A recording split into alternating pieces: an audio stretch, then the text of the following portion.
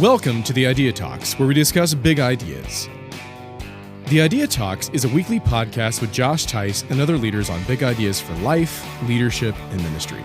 And I'm your co-host, Drew Polvencia. For more information on this podcast, visit ideanetwork.church.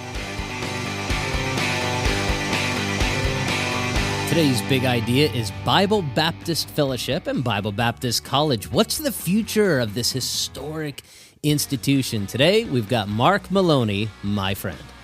Hey, Drew, it's time to advertise. This is my favorite part of each podcast. Yeah, but we're not going to advertise the book any longer. Nobody cares. I mean, I think you've sold a few copies at this point. It's done. It's done. Put a fork in it, because right now we've got a new thing to push on you, the great listener. Please tell us. No, I can't, because some of these people are fast-forwarding right now. That's true. No, stop fast-forwarding. Stop the scroll. Okay, now you're ready. Here's what we're going to advertise to you. That is the official membership of the Idea Network. So originally it was called the Charter Membership. Charter Membership was limited to like 100 people, right? Yeah, and everybody, and only those who joined up in 2021. You say, man, I want to be a charter member. Well, too bad. You can no longer be a charter member. However, you can be a part of the membership program. That's right, an official member of the Idea Network. You say, but I listen to the podcast. You're not a member. Yeah, but I'm in that Facebook group. Not a member. Yeah, but I come to Idea Day. Not a member. I bought swag off the store. Not a member. Yeah. But that swag, by the way, is awesome stuff. Pretty great. Yeah. Official members are those who are joining the 2021 charter members in our membership program. What does that look like? Well, it looks like a monthly fee that goes toward the functioning of the Idea Network and allows the Idea Network to do the things that it does. With that membership, this is what you're purchasing. You're purchasing a weekly virtual roundtable with myself and other ministry leaders for the purpose of creating an environment to share collaborative ideas between Idea Nights, Idea Days, and Idea Summits. These virtual roundtables have been a refreshing time for so many of us. But not only that, you receive a swag box with all of the greatest merchandise Idea Network has to offer, and the ability to get involved in member-exclusive events. Look, we want you to be supportive of the network, and you want to be supportive of the network, but there's a lot that comes along with it, and we want you to be involved with the official membership of the Idea Network. All you have to do is go right to the website and look up membership and join us soon. Ideanetwork.church. Sign up there. Welcome to this edition of the Idea Talks. Thanks so much for stopping by. On today's episode, we have a very special guest with us, Mark Maloney from the Baptist Bible College in Springfield, Missouri. We're going to be talking about the future of the BBF and the Baptist Bible College. Mark, Thanks for joining us. Yeah, Mark, we're glad to have you. I am very honored. This is going to be fun. Thank you for having me. It is going to be a lot of fun. We're going to just go round and round about, asking and talking about all sorts of questions, just like we do at every single Idea Day. And by the way, we've got some Idea Days coming up here next month? Is that right? Yeah, got two. Yeah. First time we're ever doing this. Yeah, we normally do them separated, right, by months, but this time we're like, hey, let's just put them right next to each other so people get to choose which one they want to go to, Chicago or Tampa. Or, if you're a super fan like I am, this is something you love, go to both. Why not have a little vacation in Chicago and Tampa? I know a lot of guys have been contacting me saying, it is freezing, I'm tired of the snow, I'm heading down to Tampa, I'm going to be hanging out on the beach, I might show up to one session. So if that's you, if you're in Ohio right now and you're just like, you're up in Michigan, you're up in the UP maybe, you're thinking to yourself, I got to get away, come on down to Tampa. Yeah. It's going to be a lot of fun. Wear your Tommy Bahama shirts, board shorts, and flip-flops. It'll be great. Come to a session, you'll be fine. So you'll be fine. We don't care. We're going to have a great time together. Or maybe you're down in Florida or you're down in Texas somewhere. You're the panhandle of Oklahoma, and you're thinking, man, it's time to get to the city. Baby, let's go to the city. Let's walk Miracle Mile. Is that what it's called? Marvelous Mile? I don't know. Down in Chicago and have some time in the city. Come on down to Chicago. Come on up to Chicago. We're going to have a great time there at Tommy's church. Man, we're going to have a great time. So Idea Days, you can go register immediately at any moment at ideanetwork.church. If you're just new to the network, you're just getting to know us, check out what the Idea Days are all about. Days to share ideas. Actually, that's how the network actually began, through these Idea Days. So come on out. We're excited to have you. Please go sign up. If you want to buy some swag, go to ideanetwork.church/store. You can pick up some hats or sweaty sweatshirts or whatever you want. Yeah, I called. By the way, I called my hoodie a sweaty. just like sweaty? you did. Yeah, I did that. I'd mix it up. I did that too to my kids, and my kids were very frustrated with me. What are you talking about? So they said, "What do you?" I said, my sweaty. Your hoodie? I said, yeah, it's a Sweater sweatshirt and with a hood. Yeah. A shacket's a real thing now. You know that? No, it's like I a didn't. shirt and a jacket. It's like really trendy. A shacket? A shacket. Yeah, it's a thing. So go to the website and pick up a shacket. I'm sure that Kylie and the team already have those available up there. A shacket, man. That sounds almost like we shouldn't be saying that on the podcast. Yeah, it's here. Now, today, I am excited because, the network continues to grow and our connections to all sorts of great institutions are there. And so my personal connection actually to the BBF, for those who are unaware, it's the Baptist Bible Fellowship. The BBF has been an institution that has been a fellowship of churches for many, many years among a lot of autonomous or independent Baptists throughout the country. Now, my history and remembering of the BBF, Mark, are twofold.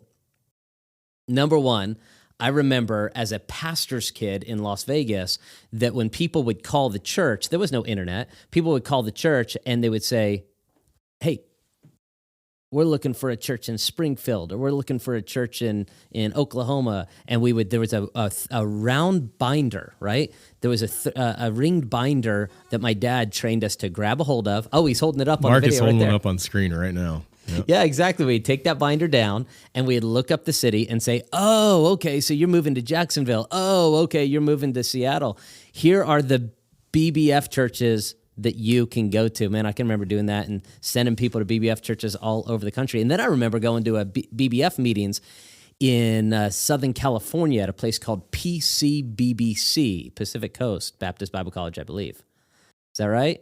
Oh, there it is. Liberty Baptist Church. Dad is in there still. How about that? He just showed us on the screen.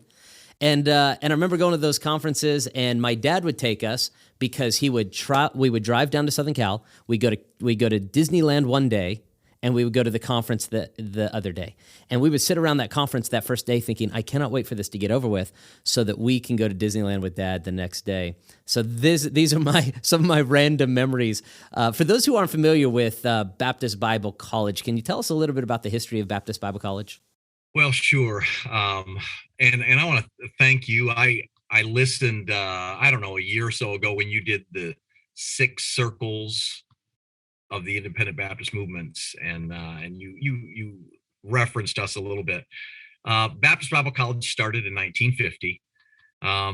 We had kind of a very interesting beginning, having been a part of J. Frank Norris's ministry, and through some, brethrenly fun there.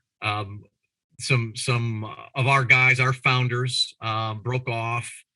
G.B. Vick, W.E. Dowell, John Rawling, some famous old names in the fundamental world.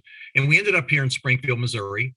And we began classes the fall of 1950 in the High Street Baptist Church here in Springfield while buildings were being built here on our campus. So from that day forward, we have been right in this very same place, and we began to send out pastors to start churches, missionaries to go around the world. And that was our focus for many, many years. Very passionate, very intense, very focused. That's who we were. We were the fundamentalists going out to reach this world. And so the institution itself is, we're coming up here on 75 years, and it is a direct descendant of, as you said, J. Frank Norris, G.B. Vick, very well-known, famous people have come into the doors and through the doors of Baptist Bible College, such as Jerry Falwell, correct? Jerry Falwell went to college there? That's right. He's a 1956 graduate, probably our most famous alumnus, but we have people all over the world and all over America.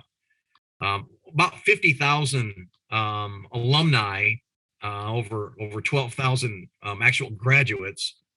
Of course, for many years, all we did was a 3-year degree, until the mid 70s or so, and then we started adding 4-year degrees as well as additional degrees to just ministry. I love it. Now, when you say alumni that are serving all over the world, it really is that, because the focus of the curriculum and the focus for many decades of the BBC was international evangelism. Is that right? That's right. Yeah. No, we really from the very beginning, one of our founders, Fred Donaldson, said the strong right arm of the Baptist Bible Fellowship will be missions. So that really is the thing that binds us all together. Pastors and our colleges give a great emphasis, and ministry is still our largest degree option here, even though we have expanded to business and education as well. But that is the bottom line of who we are. That's why I came here. I love it. I love it. Now, for those who might be familiar with the BBC, you might be thinking, yeah, I know all about the BBC, but in reality, you might know about the BBC of the past. Because in my conversations with Mark, Mark has told me about how the atmosphere really is really changing in a lot of positive ways. Can you kind of direct us and share with us what you mean by that? Well, I don't want to paint the wrong picture either, but at the same time, we're very different than we were many years ago. I explain this to a lot of alumni, and I explain this to parents coming in that, not that many years ago, you wouldn't find girls here in pants or other versions of the Bible. But we still are very conservative Christians and conservative theologically. But the atmosphere really it's very student friendly. And I meet a lot of people where it just wasn't always the case several years ago, so the atmosphere really is very student friendly. I tell them our college students look like college students. They act like college students. They listen to college student music, but it's still a very godly, safe atmosphere. Sure, absolutely. No. So what we're talking about is really true theological conservatism, but socially, the rules perhaps may have been relaxed a lot from what some may have known it to be even 20 years ago. Would that be fair to say? It is, and I still encourage our students to just be moral, look sharp and nice, but it's not like I don't know.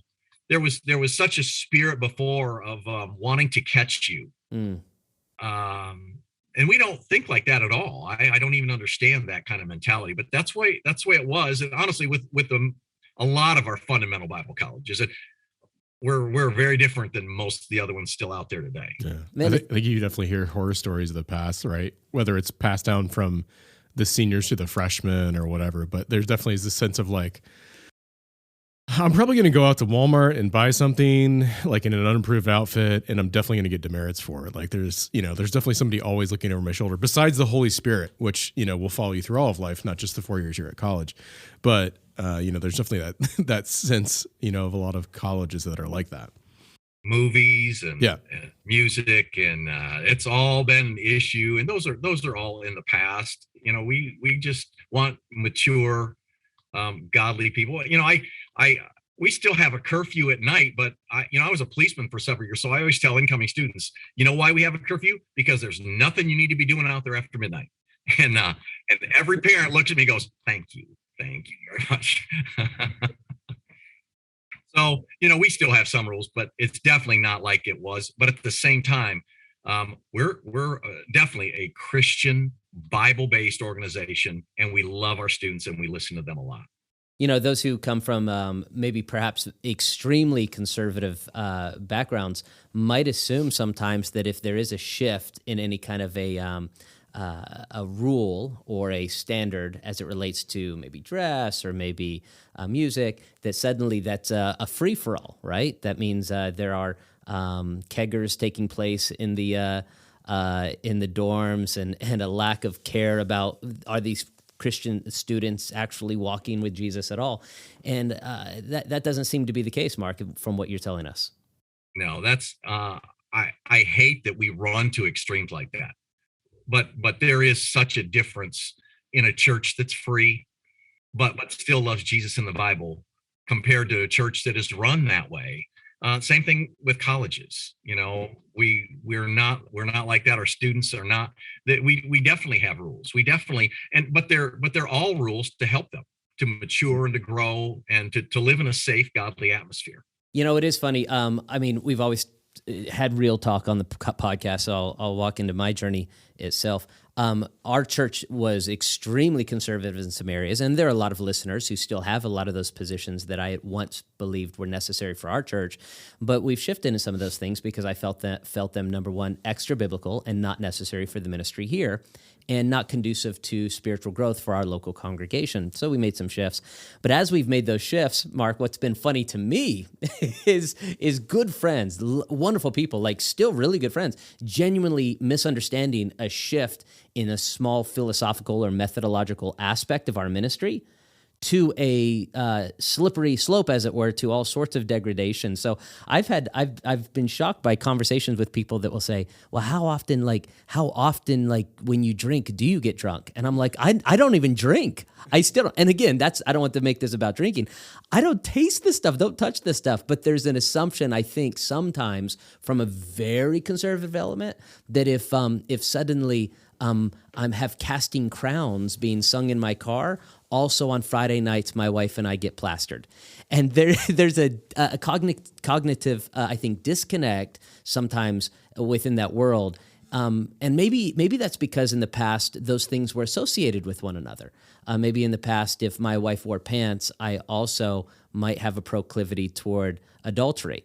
And that sounds silly, but I do think maybe those connecting points have been there for some. And maybe I'm wondering, have you experienced some of that maybe pushback and question of, is it possible that these kids can live a morally healthy life, but also the girls are wearing pants and you don't have the conservative, the as conservative standards upon these things? Have you experienced some of that? Well, sure. When we've made some of the decisions that we have, I get a lot of pushback. But having been a pastor, I was a pastor in this movement for 25 years. I know these guys and I know what their churches are like and they know who I am and what I'm like. And they've been able to see that leading a church that was also conservative doctrinally, but just not caught up in preferential items. And a lot of times we love to use the IFB term, but we like to leave the word independent for whenever I want to use it. Yeah. Because I've been at many state fellowship meetings where if you didn't dress right, or if your church didn't operate the way they saw or use the right version, then you weren't going to preach. And so how is that independent? How can you tell me what to do in my church or having a problem with anything there? But at the same time, you would never let anybody look at you and say the same things. So that's a whole, and I'd love to go down that rabbit trail with you, but BBC is not like that. We're not run like that. We're not run based upon pastors' preferences. We do what's right. We do what's right for BBC. We do what's right for our students, and God is blessing us. I absolutely love it. You describe the atmosphere as well as friendly, small family, a friendly, small family that know each other, and you get to know the other students and the teachers. I think that's a beautiful thing, because in our pastoral work, we've noticed that there are some students that would thrive in a larger institution and some students that would get drowned in a larger institution. Can you talk a little bit about the distinction of BBC in that way?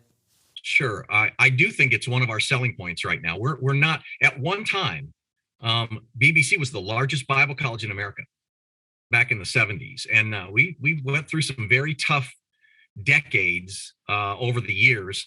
And a lot of that's for a number of reasons, for church health, fellowship health, college health, all kind of different reasons. But the fact is, today we're a smaller college, but our professors know our students. They can tell every student in their class how they're doing that week. And they do. I'm so pleased with their love and their compassion for every single student. They know their students' names. They know what their students up to. They know if they're, every assignment is good or bad or something's going on there. So having that kind of atmosphere, when we show up to basketball games, man, we all show up. When we show up to lunch, we all show up. And chapel, it really is a very special atmosphere right now. I love it. Though it's small, what I love about BBC is it seems that the academics are so grounded, not only in the history, but for the future. I mean, you're accredited. It's a quality education. It's doctrinally sound. And when we talk about doctrinally sound, again, our audience continues to grow and becomes extremely diverse among Christian circles and evangelical circles. Can you talk about what your doctrinal position would be? Sure. It's a very traditional Baptist doctrinal statement. It's right on our website. It's the same doctrine of the Baptist Bible Fellowship. So we share that in common. And even a lot of churches today have gone to I don't know, you could summarize it in a lot fewer statements and a lot shorter statements, but it's still the same. It's still Bible-based, Jesus Christ, salvation by grace and faith. And that's who we are. I love and it. Always have been. How many years has BBC been accredited? So we began the accreditation journey back in the 70s with a Christian organization, which is called the Association for Biblical Higher Education. We started it back then with them, but then we became regionally accredited, which is the Department of Education approved, in 2005. And we've had some struggles with that over the years, but in the last couple of years or a few years, we are at the top of their standing in regards to accreditation. We're accredited by two different agencies, and I think that's important. I get this all the time. Some other colleges choose not to be. God bless them. And they criticize us for being accredited. But to me, we have a great stamp of approval on our academic process. So not only do we teach the Bible, and it's never hindered anything that we've said, our mission or anything at all, but it's a really good stamp of approval on the quality of who we are. So I'm proud of who we are. You can compare our academics with anybody, and that's not always been the case. I'm excited about that. I was going to say, I think that goes back to caring for your students, Mark, because in the long term, it's best for them and their outlook in their future, which they're only there for 4 to 5 years, maybe 6 if they're taking like an extended degree, right? Or if they're really you're right. Bad academics. But like if you want their long-term best interests at heart, you're going to have that stance. So that's right, because they'll also be able to go to other schools, and their credits will transfer. And the same thing if they come here with credits. Ours not only transfer, but we can take those from other accredited places. I think it's incredibly important, too, going into the season that our society might be in. We talk a lot about the future of the church as it relates to the Western church, as it relates to bivocational and co-vocational. And if that is the case, where we're going to see a lot of churches in a post-Christian America be bivocational and co-vocational, it's important that those degrees are accredited so that they're recognized within the secular market, so that the marketplace can actually see a degree that is accredited and understood, rather than an institute perhaps that may not see that value. So I think that is incredibly. I think that's wonderful. I'm glad to hear that that's the case. You don't only have a strong academic perspective there. You really have an athletic program right now, and you have plans for the future. We do. I'm excited about where we're at. We started things with the purpose of serving students and having a great student life experience. And part of that is athletics. Last year, our team won our league national championship in men's basketball, women's basketball, women's volleyball. And this year we started men's baseball. We have women's cross country, men's golf, and we're looking at starting soccer next year. So if that's an interest to somebody, BBC is going to have all of those opportunities, and it's just fun.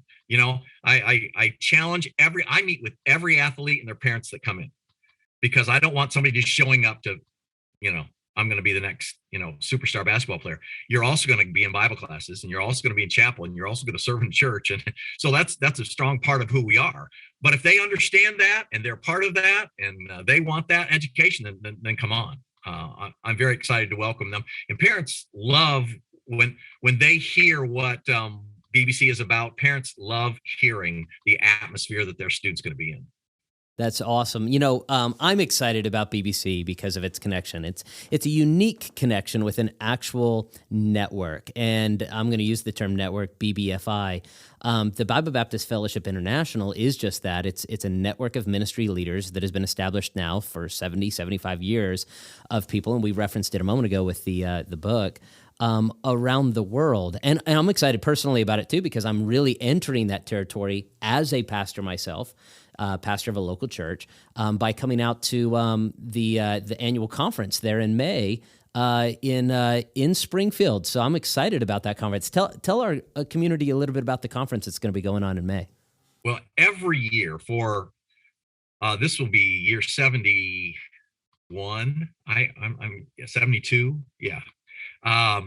We end our year with we call it Fellowship Week. and it's just a national meeting of all Baptist Bible Fellowship entities and pastors. We do it in our big field house. It's just a very special time of homecoming. So this coming year, our year concludes. We're doing it on a Tuesday, Wednesday, and Thursday, and then we have graduation on that Friday, May 3rd, 4th, 5th, and 6th. And I went out on a limb and invited our opening night speaker is Josh Tice. Hey, hold on. I know that guy. You got to stay away. Look, you got to surround yourself with better people, Mark. That's all I've got to say. I'm excited about seeing it in person because I've never been there in person yet. I'm excited to show you. I'm excited to show you around. I happen to know a bunch of guys that really like you, so I'm trusting them. They owe me one. You're talking to the right guys. That's what I'll say. Not all the guys you'll talk to like me, but our theme is the gospel, and I don't even know if I've gone over this with you yet, Josh. Our theme is the gospel because I think that's a big question right now. We throw that term out, and it's the good news, but what is it? What are we supposed to do with it? How really important is it? And so we're going to discuss that week through many different aspects and many different speakers. The gospel. I'm excited to have you be a part of it. I absolutely cannot wait. And I'm excited about the future of the BBF and the BBFI as it relates to the BBC too, because there's so much potential.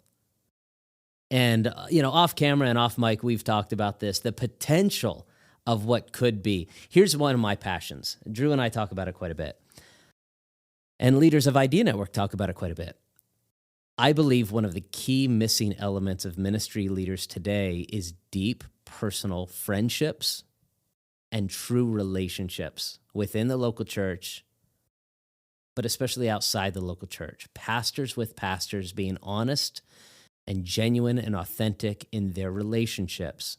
And I do believe with these lack of relationships, because we lack a relationship with God sometimes that is not supported by a relationship with other people who understand where we're coming from, we get ourselves into all sorts of trouble. We get ourselves into relational trouble and financial trouble and sexual relationships that we should not be involved with, to the point of self-sabotage and even self-harm. And I think over the decades, the connecting points for pastors at a national level, regional level, and especially local level have not increased. I look back at the last 30 years and I see pastors not connecting at a local level the way they once perhaps connected. And I don't think that's just true of a particular denomination like Independent Baptists or Southern Baptists or Pentecostals or Assembly of God or ARC churches. I think it's true across the board. And so what the BBF has had in the past and what I hope the Idea Network can bring in the future and maybe even together is the concept of, can we really develop national fellowships that lead to regional fellowships that lead to local fellowships? And these are things that I think are really exciting. But the BBFI itself is very interesting. Tell us a little bit about it for those who aren't familiar. Well, you described what takes place there. We are really going through a time of renewal. In fact, we were together this past week, all the state leaders and national leaders to meet and just discuss some of those things about kind of moving forward. How can we better move forward? How can we better serve pastors and start churches together? And so I came away with three big thoughts from that about who we are and what we need to be doing. One is exactly what you said. When you come to a meeting, it doesn't matter whether you're one of us or not, or whether your background is us or not. Anybody can come to our meetings, but you can find friends you can count on. There are friends that will go through anything with you. You can find guys that have a lot of experience, but at the same time, maybe you can find a friend that's brand new and you can be a friend. I learned this after, when I was a young pastor, I went and I was so hungry. And after I was an experienced pastor, I wondered, why do I need to go to, and it was because God convicted me. It's because it's my time to be there for somebody else, to go and help some of these young guys. And so I find BBF is a place where you have friends that you can count on. It's a place where you can have missionaries that you can support. You can trust those missionaries. You can trust our missions office. You can trust those that are being approved and sent out. And it's a place where you can find colleges that you can trust. Friends, missionaries, colleges. That's who we are. I love it, man. I'm excited about what's going on with the BBF and BBC itself. And maybe you're in a local context where you don't know any pastors. Maybe you're in a local context where you're sitting, you're like, man, I'm just out here all by myself. Here's what I want for you. Here's what Drew and I are thinking, and something that's a big passion to us. You're not alone. First of all, you're not alone nationally. Like, seriously, it's just a couple month and a half, 6 weeks away till an idea day. Buy a plane ticket, go to your deacons, like, get this done, come to an idea day, get to know some people outside of your world. We want to befriend you. But maybe you're already connected to the idea network and you come to the idea days, but in reality, you need a friend in town. Here's what I like about the BBF. It has a bone structure across the country where there are local fellowships. And who knows, there might be a guy right down the road who could become one of the truest friends you've ever had, and you need him, and he needs you. My question is, will you be willing to maybe contact the BBF, maybe contact BBC and say, hey, do you have anybody in my area that I can hook up with and be friends with? And I mean, hey, sometimes I have to tell my kids, they're all 3 teenagers, to make a friend, you got to walk across the room, and that's scary. We have a lot of insecurity as humans, right? But that might be exactly why you're listening to this episode. What do you think, Mark?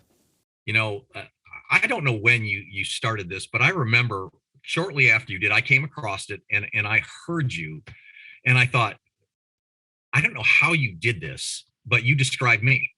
You described, there's a lot of us out there that don't know about each other. And part of my journey through the BBF is I was looking for something like this a long time ago. And you have come along, others have come along. And I'm so thankful for that, because a lot of guys, this is their friend. Josh, you're their friend and you don't even know them. I don't know if you realize the connection that you make. And honestly, every time the podcast comes out, when people hear your voice, they're like, oh, my friend is back to help me. And so it's so important for doing what you do. But I would tell guys, please, and I can give you my email address. If you call the college, you call me. I'm here I love pastors. That's who I am. I love ministry, and we will help you. I will find somebody to help you, whatever we can do to help you. You're absolutely right. We all need somebody. I love it. Mark is a friend to us, and he is a friend to you, and we want you to make that connection as the Lord leads. Yeah, Mark, I think it's refreshing for us to know, you have a whole network of people that are trying to help encourage pastors and ministry leaders. I think a lot of the talk of us in the past has been a lot of tribalism and trying to get over that, right? Which leads to further and further isolation and separation, and eventually you become like Elijah in the Bible, saying like, am I the last prophet, right? And you're not. And I think that's what the devil wants, is you to feel alone and maybe even worthless in this world.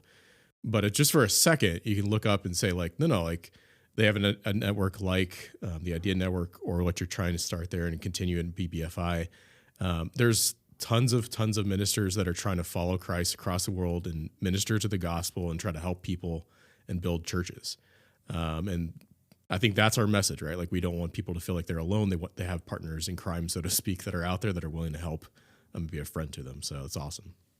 Well, that's a beauty of what we do. And honestly, most colleges, you're with a group that thinks you're in a place where you think like each other, you're going through the same things together, and it carries on. When you get out, these are your best. I tell college or teenagers all the time, high school friends are great, but college friends are forever.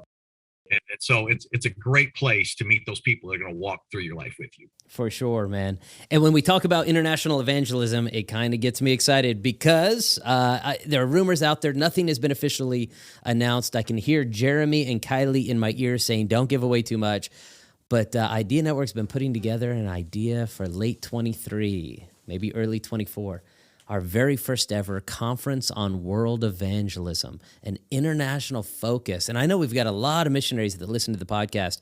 And the question is, great, we're glad what's happening in America. What about the world? There's more people than just those 300 million. And I think you've already tapped into our heart before it's ever come to our minds. We're excited about the future and what might happen at this upcoming, oh man, that's all I can say, Conference on World Evangelism. Should be really good. Mark, thank you so much for joining us today. Well, I'm very excited about where we're at, who we are. We're growing. We grew a lot this past year, and our online program is growing very, very well. Very excited to help people finish degrees or to start new ones. And I'm excited about where we're at. It's been a long journey, to keep BBC alive and going. But today's a new day. We're excited about the future. Yeah, it really sounds like a strong platform from which BBC is regrowing and rebirthing like never before. Now, before we let you go, where's the best way so we can point people to in our audience to find more about you and your ministry? Very good. Our website is gobbc.edu, gobbc.edu. Start there, and you should be able to find everything. And I'm so honored to be able to talk to you guys about this, but also just to find other brothers out there. We're not lone rangers. And again, through pastoring all these years, I met a lot of friends in different groups all over, and I'm so thankful for what you're doing and who you are. Thanks so much for listening to today's Idea Talks. If you would like to reach out to us, drop us an email at joshtice@ideanetwork.church. If you benefited from this podcast, we ask that you take a moment to show your support by subscribing, rating, and reviewing the podcast on iTunes. Thanks again for joining us, and we will see you right here again at the Idea Talks podcast.